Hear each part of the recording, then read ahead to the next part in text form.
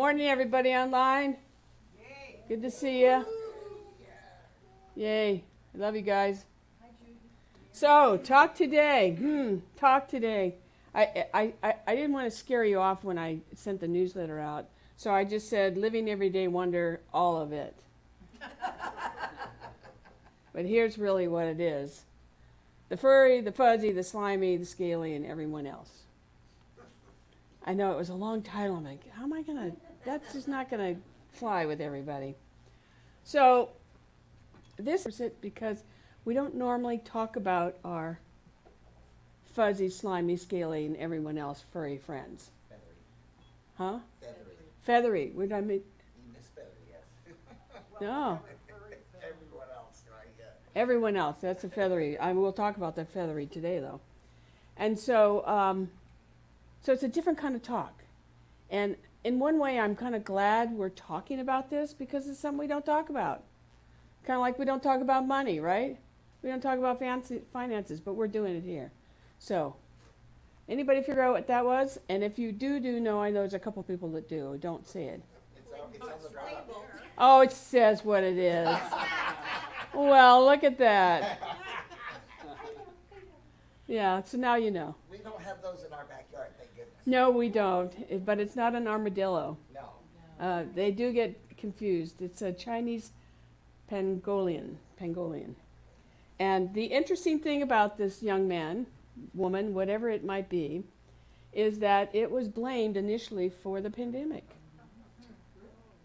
And so it got some really bad press. And I thought, well, let me check this out further. And so I found a government article that says, here we provide evidence that the pangolin is not the intermediate animal at the origin of the human pandemic. It may have been infected by the virus, as is one of the most trafficked animal on earth. Thus, humans should not touch them. And the next picture is a baby. Oh my gosh. Isn't that something? But it's one of the number one animal that is trafficked in the world. So, interesting, huh? Interesting how it comes back to us in today's talk. But yet, the planet's filled with all these kinds of things, you know, that we've never seen before. Animals, insects. There's misuse, abuse, and fear stimulated by, because we don't know. And so today is a lot about consciousness. You're going to hear that word a lot. Consciousness, consciousness, consciousness. What is our part in this consciousness? We can hang out and do nothing about it, or we can look at it. I have one subject that will be a little bit, somebody might say, controversial. I don't want you to look at it as being controversial. I want you to look at it as, oh, maybe we can change something. Maybe we could change a rule, or maybe we could be more conscious in that area, opposed to it being bad.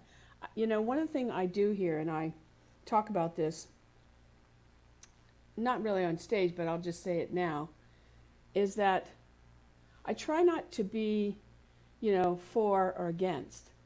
I'm just bringing forth information for you to decide, how do I want to think about this? And then you make that decision. So that's really important to me, because I'm not here to be political. I'm not here to tell you how to run your life. I want you to think about, how does that affect my life? What can I maybe do differently if I want something done differently? All right, so the thing that I want to say is even this little tiny creature here is a vital part of our ecosystem in the planet.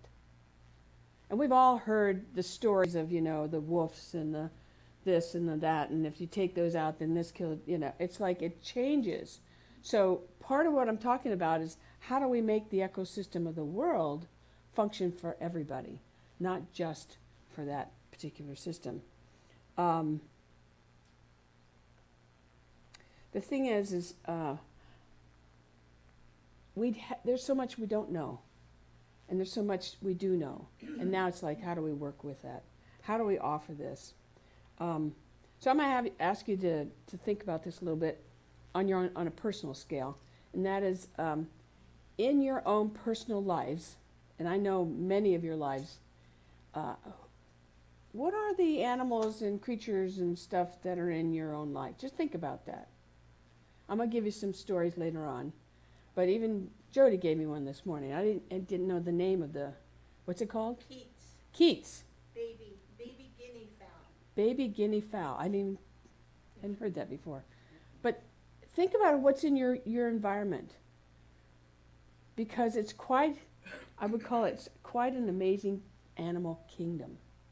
In fact, when I was putting this together, I was thinking, what's in my neighborhood? Who's in my neighborhood? And so I had to come back to my talk 3 times and add things because I kept remembering, oh yeah, that's part of it. Oh yeah. So I'm going to give you a list. Birds, obviously. We have a hawk.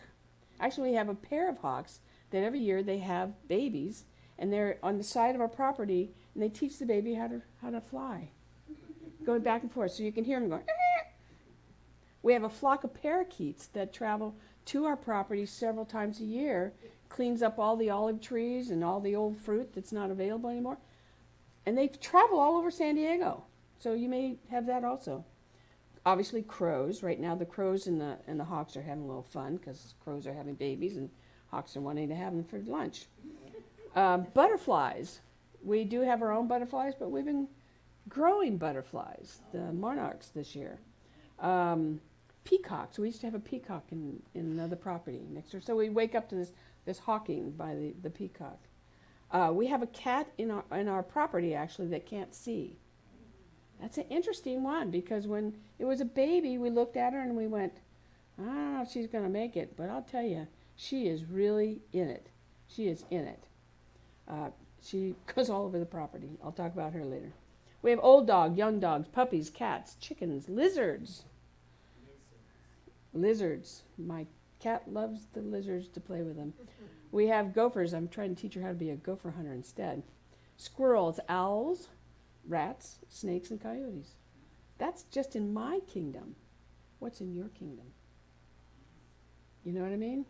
It's out there, but do we pay attention to that? Or how many of you live in the city? Okay.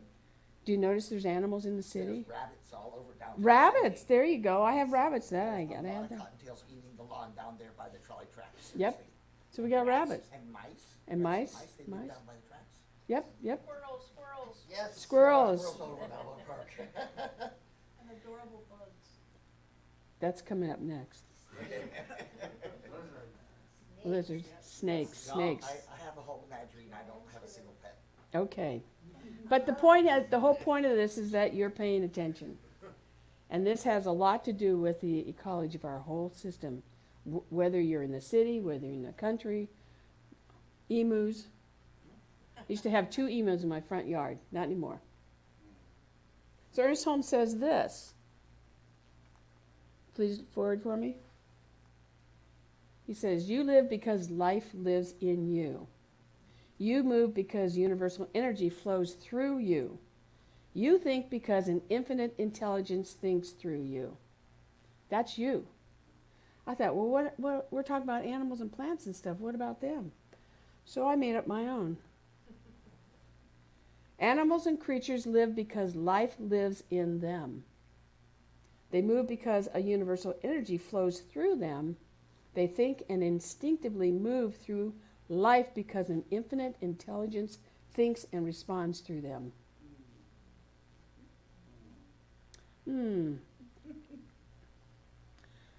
It's that same energy that flows through us is flowing through our animals. Through not just our animals, but the animals in the whole world, the universe. And we need to think about that because we are influencing that.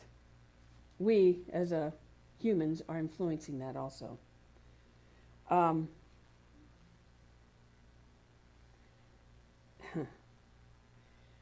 going to talk a little bit about intelligence, human intelligence. But, you know, at some point I hear an echo here. For many centuries, we believed that humans were the only intelligence in the universe. I hear a laugh there. I like that. how over time, humankind has learned that the creatures possess different levels of intelligence, which may, I think about when I say this, I think about my cat. Who has a cat? And I wonder, who's more intelligent? The cat or me? Because the cat walks in, I go to the refrigerator, I get the food out, and I feed her. And I pick her up and give her the food. She's got me trained.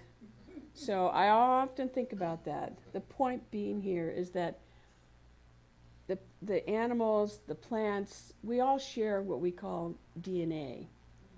We're all, there's some part of it that's a part of us. And so, since we share this, it's important to realize that we're all connected at some level. Even that little tiny creature that we saw in the person's hands, who wasn't supposed to be holding it, right? So, today we're going to talk about our beliefs around this, our biases, and try and hopefully bring all that together so we realize our oneness with all of it. So, I did a paraphrase of Ernest Holmes. And it says, nothing is more apparent than a human as they now appear is the result of evolution.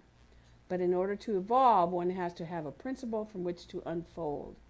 Since humans are intelligent, they must have evolved from intelligent cause. Today I want us to move into a new evolution of consciousness. And maybe you've heard this before. Maybe I'm just talking to the choir here, but I think that we have to remind ourselves that we have to do this. So I'm going to talk about three things. One is, we are, or are we, the superior species and the effects of that. Two, we are responsible for the elimination of some species in our population. And number three is, what can we do personally? What can we do personally in our own lives? Because you can take this big subject like this and go, well, that's so big, I can't do anything about it. But we can. There are certain things that we can do. And I want us to explore that. All right, so how many here believe we're the most intelligent life form on the planet because we can think, do, reason, write, and respond to life? Oh, okay. Got a couple of you, 3 of you, okay. Okay, but is it true? It's something to think about. And I'll say this later, but I'll say it again now, and that is I'm not going to give you the answer. If I give you the answer, then you're going to think, well, I'm pushing that on you. I don't want to push it on you. I want you to think about it. There are 2 books by 2 environmentalists. One is called Confessions of an Eco Warrior, and the other one is Green Rage. And they say that their premises is that we have what we call human supremacy. All right? And that's the underlying reason for humanity's seeming need to dominate and develop the earth. Now, I think it's just evolution. You know, I mean, we can get into all that kind of stuff, but part of the issue with us thinking that we're the only ones is that we are systematically not involving the rest of the world. I mean, we're all familiar with the Amazon, right? And that's an eco-environment of itself, which is sometimes being destroyed. But humans going in there don't survive if they're just left there with nothing else, right? So they have their own system. They have their own way of living, just like us living in the city. You have your own way of living in the city, which is different than the way we live in the country, right? In the country, we don't like our neighbors. No, I'm just kidding. It is very territorial. I mean, I've lived in places where it's very territorial. So you have to think about this from a holistic point of view, not just, here's where I'm at. If we continue to believe that we are superior to other species, other groups of people, again, this is not to mean to be controversial, we're going to misunderstand life in general. We need to know, just even on the outer surface, that we're all connected. And maybe we think differently, maybe we act differently, maybe we respect differently, but we're all connected. And as spiritual beings, we have to see God in everything, in the animal, in the person that's homeless, in our families. Anybody have any family dynamics going on? You know what I mean? We have to see it all, even though it's kind of hard to take in sometimes. We have to see it all. So now I'm going to talk about something that's a little controversial. And what I first want to say is we have evolved.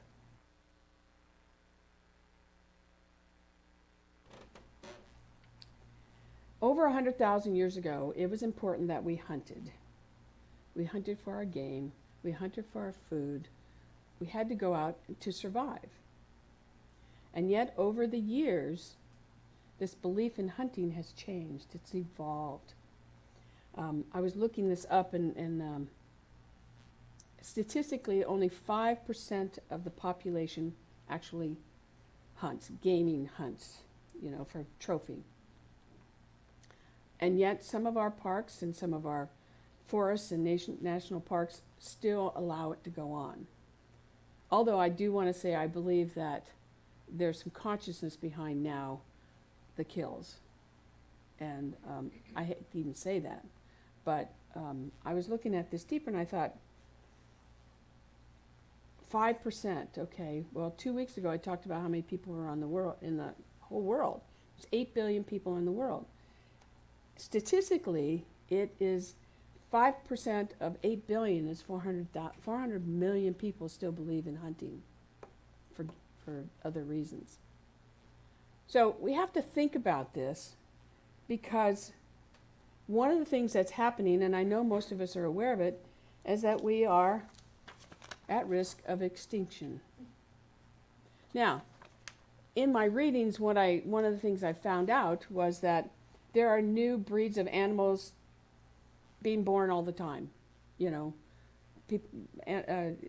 Creatures are morphing into different things. How many people saw the ad, and there was an ad, but a picture in the news about the largest moth was discovered in Washington? I mean, that thing was huge. And I thought, oh God, if I saw that, it'd scare me to death. But here's something that was from another country that actually made it over to our side. I don't know what they're going to do with that. They were looking to see if there was like a farm or a breeding ground in the United States for it. And I don't know if it's dangerous or not. That's not the point. But as I looked at this, I thought about our species, and I thought about, well, what does that really mean, So I thought, well, let me just give the last 50 years. What are the last 50 years of our involvement with our species? Take a look. In the last 50 years, a total of 900 species have died. And here's all the breakdown. I don't need to go through that. Again, my talk is about education. It's about us just becoming more aware. What can we do? And I'll move on to that in a minute. I can't talk about the whys or the hows or what. It's just about our consciousness. I keep saying that. Consciousness. Because there's legislation that maybe we could be involved with if we wanted to. There are groups that we could be a part of that we could, this is something that really touches you. And in fact, on your chair or in front of you, there is a little sheet that says, here are things that I could do. Again, I just want you to be aware, because think about it this way. 2 weeks ago I said we have 3 million, that was just a guess, of CSL people are hearing a talk something like this today.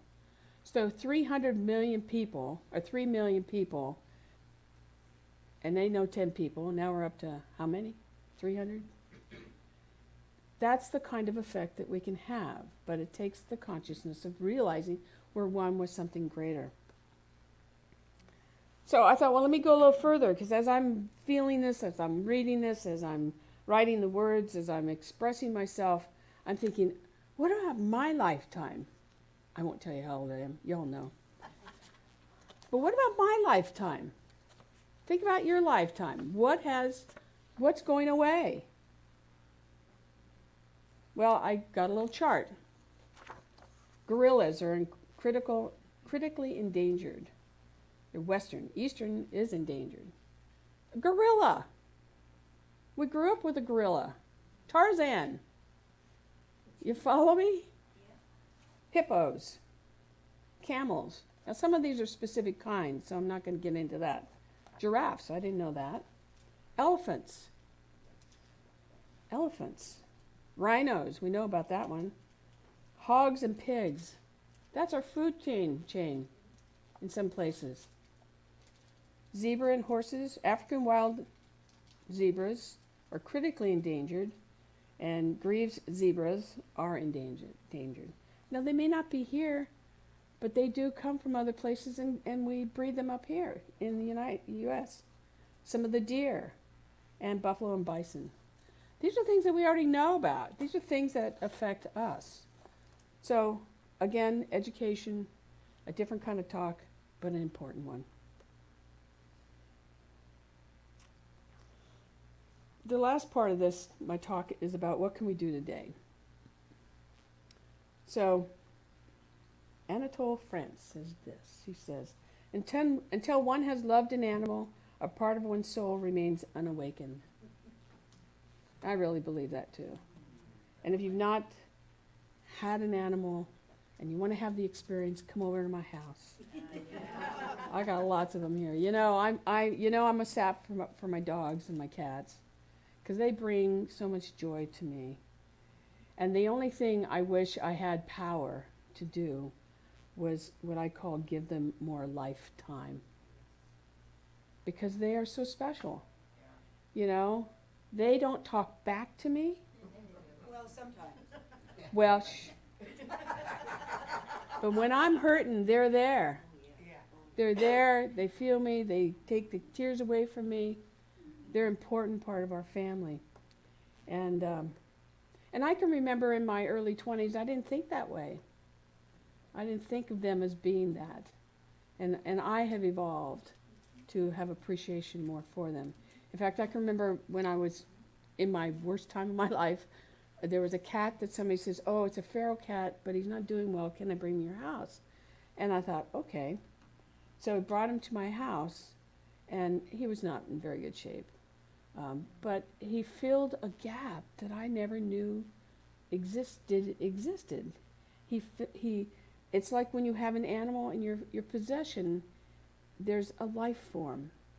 Anyway, he didn't stay with me for long. He was only there for a couple of weeks, and then he passed away, and I could feel him being gone. So even though I know, Carl, you live in the city, I know you're a bird guy. He loves birds. He feeds the birds. He takes pictures of them. It's part of your DNA. Yeah. Yeah. So I've got a lot of animal friends in the city. I really do. there you do. So he's paying attention, and that's what I want you to do, is to pay attention. I have some examples of things that we can do, or things that I know I have done, and I have a couple little stories.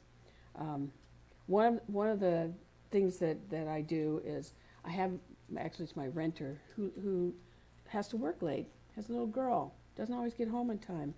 Anyway, she has a black cat.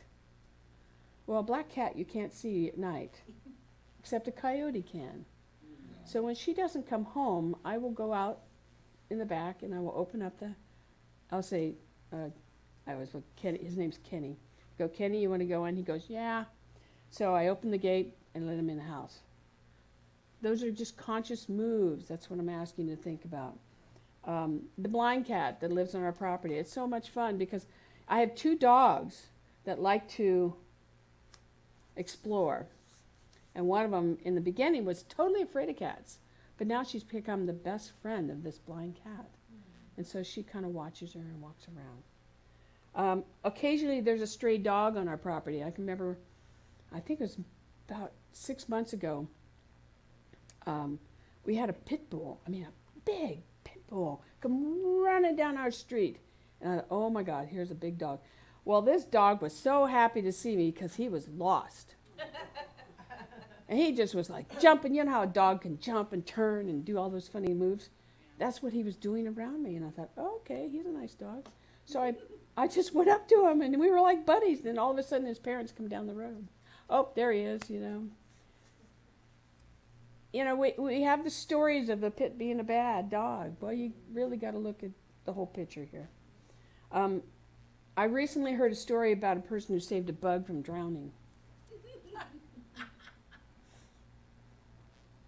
Interesting enough, I have some friends that we played hooky, I don't know, last month. It was really hot, and went to a friend's house that has a pool. And they have these scoopers in their pool to save the bees. You know, it's a conscious move again. I know some of you feed birds or you feed strays. Anybody do that one lately? Yeah. I want you to know that they say thank you. They do say thank you, especially rescues say thank you a lot. I know that many of you donate to worthy causes. Ohm donates to worthy causes. And we're probably going to pick up another one that I just found. So I want you to know that what you do does make a difference. As small or as big as it is, you know. I mean, I give $10 to a month to 3 different places. It's not a lot, but over a year, and then when they call for, oh, we have an emergency, they throw in extra money. The point being is there's a consciousness behind it. I want you to think about what is your consciousness. I found this quote, and this one just touched me. It says, when I look into the eyes of an animal, I do not see an animal. I see a living being. I see a friend. I feel a soul. I think I also feel love. You know? What was it? I was having a salad last week. I'm opening up the romaine, and there is a ladybug. It's been in my refrigerator, chilling. So I took him out, and I opened my door and said, you belong out here and not in my refrigerator. The point is those are the little things, you know. I'm not into worms quite yet, but you'll get there, okay? The point is the planet is awakening. I believe humanity is awakening. There's a lot of shifting going on right now, and it's our job to raise our consciousness. 3 million of us times how many people we can influence makes a difference. So I'm going to end with the quote that I used a couple weeks ago, because I think that it just says everything. It says everything. And it's this: the ultimate cause back of all things must be one. Since life cannot be divided against itself, the infinite must be one, for there could not be 2 infinite beings. Whatever changes take place must take place within this one. And I say our work is to realize our connection with the whole and to act upon what is possible. That's really all we have to do. And again, this was a different kind of talk, but this is our planet. I think about how long I'm going to be here, and I hope another 30 years. I got work to do. But will we have an earth to work with? Now's the time, not 30 years from now. We need to do it now. And this whole month has been about nature, whether it's nature of your beingness, your connection, the environment, our animals today. We have to believe that God is everything. It's all there is, everywhere, ever present in every living being, plus the rocks. That's our earth. So let's move into prayer. And so I give great thanks for this day, knowing that we are connected at a very cellular level. That Spirit is and will always be moving through each and every person, every animal, every plant, every piece of the earth. As Jody said, the sands. It is here now. It is our consciousness that raises the level of consciousness in the world. And so I bless each person that has come here just to be reminded of the truth of who we are, the truth of our power, the truth of our willingness to go out into the world and do do good things, and our willingness to simply just save a bee or save a bug from drowning. Those are simple, but they are good and they are profound. And so I give thanks for the consciousness in this room, the consciousness that we extend into our friends and family, and for all that we do, because I know it is good. I release these words knowing that Spirit has just said yes. I let it be, and so it is. Amen.